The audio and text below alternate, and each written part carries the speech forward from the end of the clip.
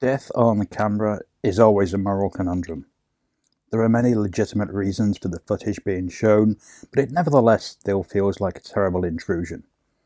For many people, the point that their death was caught on camera will become their defining moment, the only thing that anyone knows them for, with all of life's achievements, big or small, cast aside. They're forever defined by this final act, tagged with a descriptive and often sneering nickname by people who will never know anything else about them, and who don't care anyway. Their deaths are taken away from them to be used as cautionary tales and entertainment for ghouls, decontextualized and mythologized. This is The Overlooked Hotel, and this is the story of Traingirl. The shockingly violent death of the woman that will be forever known as Traingirl is a classic example of urban mythology. This is one of the most notorious and shocking moments ever caught on camera, made more dramatic by an almost theatrical series of chance moments. You may already be familiar with the footage, which is freely available on the sort of video sharing sites that ban nudity but are fine with violence. And it's also been shown on TV documentaries, though these shows usually cut the footage before the moment of death, as indeed we will, so be aware of that as you continue watching this video.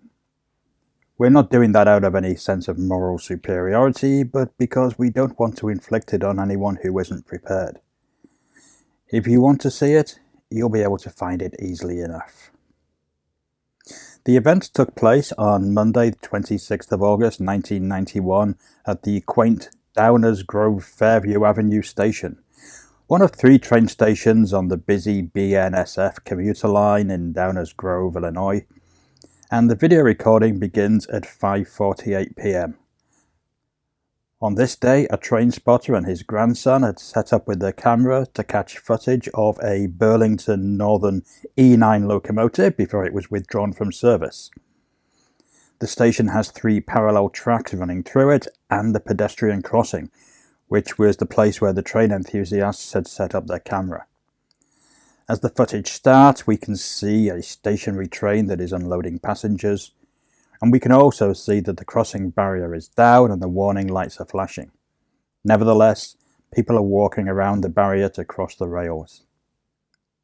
I'm always fascinated by the way people treat rail crossings, as though the closed barriers, flashing lights and ringing bells are mere suggestions rather than very specific warnings. It seems that most incidents of people being hit by trains at crossing involve individuals ignoring the warnings and jumping the gate, willing to risk everything to get to wherever they are going a couple of minutes sooner. Trains, of course, are notoriously deceptive. If you stand at a rail station platform and watch a train arriving from up the track, it never looks as though it's going that fast. Distance distorts speed, and it's unsurprising that some people will see a train in the distance, look at the crossing length of a couple of meters, and figure they can easily nip across before the train arrives at that point. No one ever seems to remember the blast of wind and sheer speed of a train hurtling past you at a station. It's been suggested that the impatient people we see in the video are crossing regulars who believe that the barriers have been automatically triggered by the stationary train. Perhaps they've used this crossing under these circumstances many times before without incident. Of course, they've effectively been playing Russian roulette, but familiarity breeds contempt. We see one woman about to start to cross, who then changes her mind. Others behind her are less sensible. Coming up at 5:52 p.m. are a man and a woman. By this point, no one else is crossing, seemingly because someone noticed a train arriving in the distance. However, the stationary train is blocking the view of the next track, and arguably the ambient noise of the station and the warning signals are masking the approach of the forthcoming train. For whatever reason, the couple continues to cross. With precise timing, they step directly into the path of the Burlington Northern E9 racetrack train, traveling at 60 miles an hour from Chicago to Naperville. Somehow, the man who was slightly in front manages to jump out of the way just in time. The woman is less fortunate. The train hits her with full force and, in a morbidly cinematic moment, Her body is flung over the crossing, flying into the still running video camera.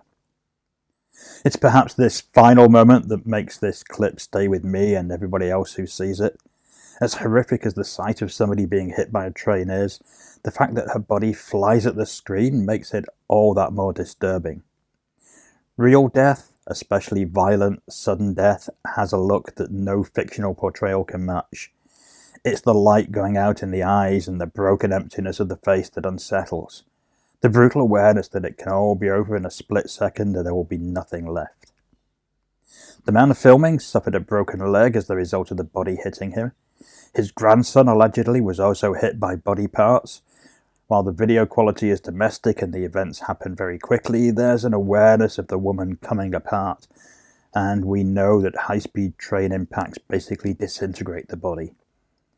It's unclear what happened to the videographer and his grandson, but I hope they got appropriate therapy and support afterwards. Can you imagine how awful that experience must have been? Incredibly, the train crew didn't even know that anyone had been hit. The woman had literally appeared from in front of the stationary train at the last second and couldn't be seen from the driver's cab. Not that seeing her would have helped. A train travelling at this speed would take over a mile to come to a halt. It took 10 minutes for the train to be alerted by police after they received reports of the accident. It's claimed that the train then had to back up the track, passing the still uncovered body. The driver and engineer were understandably traumatised by the sight. A death that they'd been intimately involved in but not at all responsible for, and they were relieved of duty. It's common for train drivers who are involved in these sort of incidents never to work again, so shattering is the experience. The train service was delayed for an hour, and then normal service was resumed. Such are the basic facts of the case. Let's dig a little further, shall we?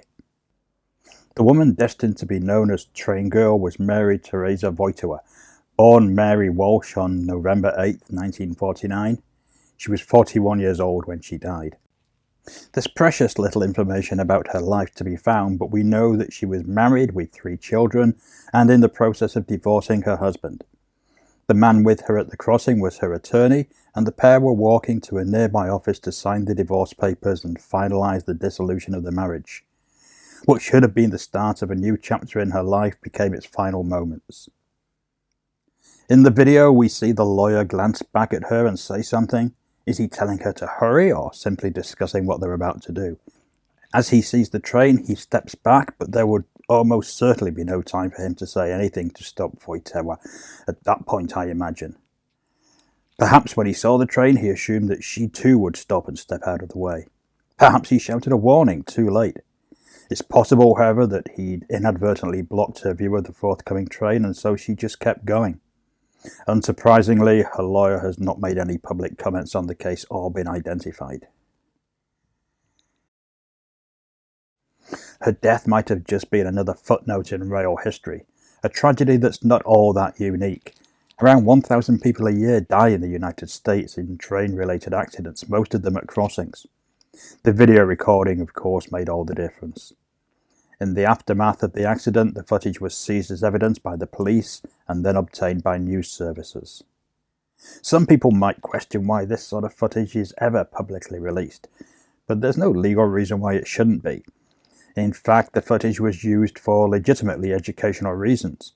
The video, minus the point of impact, has been used by rail safety organisation Operation Lifesaver at events to bring home the dangers of ignoring crossing warnings, and even TV news broadcasters who showed it, again without the final moments, could claim that they were doing so to make people more aware of the risks involved. I can fully believe that this footage has done more to prevent people from taking stupid risks at rail crossings than any safety lecture ever could. Of course, once a clip like this enters the public domain, there's very little control over where or how it's shown. The plane is making a giant loop, but it will never come out of its steep dive. Cops go after the truck driver. Go 5310 on your location. As the big rig slams into a chain link fence. He's dragging a chain link fence this time. Watch the giant wave take out everything and everyone in its path. Plus, the tornado through the living room. In the mid-1990s, the footage made its way to the offices of Real TV, a reality-based TV show that specialised in showing bizarre and unusual footage that had slipped past the mainstream news shows. While the show itself was still very much censored, the company had gathered huge amounts of content to look at and see if it fitted in with their style. And much of this footage was of extreme accident and assault material that could never be shown on television. Sitting through some of this footage was ambitious production assistant Joe Francis, who realised there might be money to be made from all this sensationalist and forbidden content. In 1998, Francis began licensing as much of the more extreme material as he could and put it together as Banned from Television, the first of 3 VHS collections of atrocities in the tradition of the Mondo movie, except that these collections had no contextualizing narration or connecting theme to justify its existence. The footage was presented as it came, and while not sensationalized in the way that some subsequent atrocity collections were, it doesn't have a snarky narration or heavy metal soundtrack for one thing. It hardly stands as a legitimate documentary either. You're not going to come away from Banned from Television more informed, and the collections were clearly made as sensationalist entertainment. Banned from television. The video's so shocking, the censors won't even let us show you this commercial. These are the most unbelievable real-life events ever caught on tape. All raw, all real, and banned from television. Witness horrifying car crashes. See rampaging animals and the carnage they leave in their wake. See how police pursuits really end, not the censored version they show you on the evening news. In that way, they're no different from many a TV show that uses less explicit but still sensational reality footage as a cheap way of grabbing the attention of channel hoppers. To condemn Banned from Television and its ilk while enjoying road accident compilations or true crime documentaries is arguably just hypocritical. In the US, the tapes were marketed with lurid late-night cable infomercials. Viewers could order their copies over the phone. In the UK, Medusa Home Video tried to release the first edition in 1999, presumably thinking that the 1995 VHS release Executions had set a precedent for showing real and violent death. But of course, Executions had a context that Banned from Television was missing. The British Board of Film Classification banned the video release. Within a few years, though, this ban was very much irrelevant as online shock sites like Ogreish and Best Gore began hosting this sort of content. This exact content, in fact, with the emphasis on shocking, offending and amusing gorehounds who made no distinction between splatter movie fakery and documentary realism. Mary Wojtyla's death had become entertainment, with her labelled as Traingirl and the narrative story behind her death either fictionalised or ignored.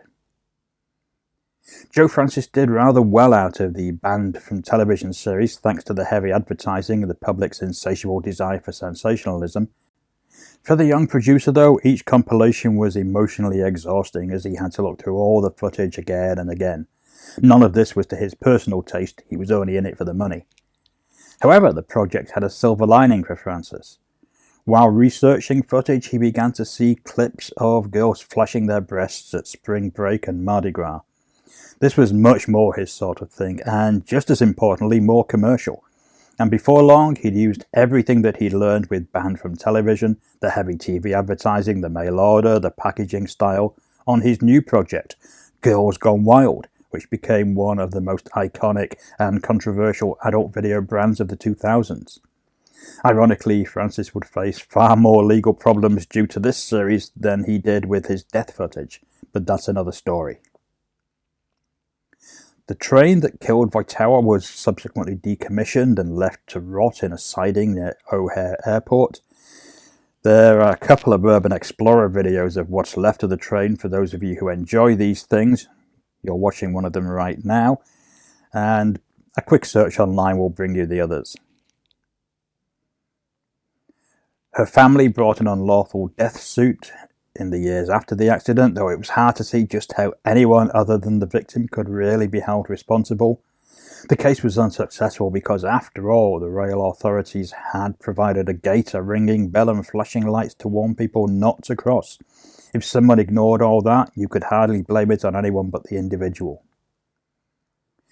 On the fatal video, Wojtyla looks slightly officious and stiff. Her attempts to cross the track appear a little self-important, as if waiting was for other people. It's easy to judge people in these situations, and yes, this death was ultimately the fault of the deceased. Had she simply followed the rules and waited for the gates to open, she would perhaps still be alive today. But we've all made mistakes, had near misses with traffic, cut corners when we should know better. There's every chance that she was distracted by what she was about to do. Even the most broken of couples must find the final signing of divorce documents momentous. Perhaps she too had jumped the tracks many times and become complacent. Perhaps she'd done it so much that going around the gate became automatic. In the only other photograph of her online, she looks younger, happier, more relaxed. Somebody with hopes and dreams like the rest of us. Whatever she did in life, and whatever her culpability in her own death, she deserved better than to end up as an internet meme with her final moments chortled over by people who don't even know her real name. If you enjoy these historical dives, please subscribe, like, hit the alert bell and share. And by all means leave us a comment if you have any thoughts on this particular story. And why not support us on Patreon or Buy Me a Coffee as well? Everything helps to take this channel forward and enable us to do more things like this. You'll find the links in the description. Thanks for watching. We'll see you again soon.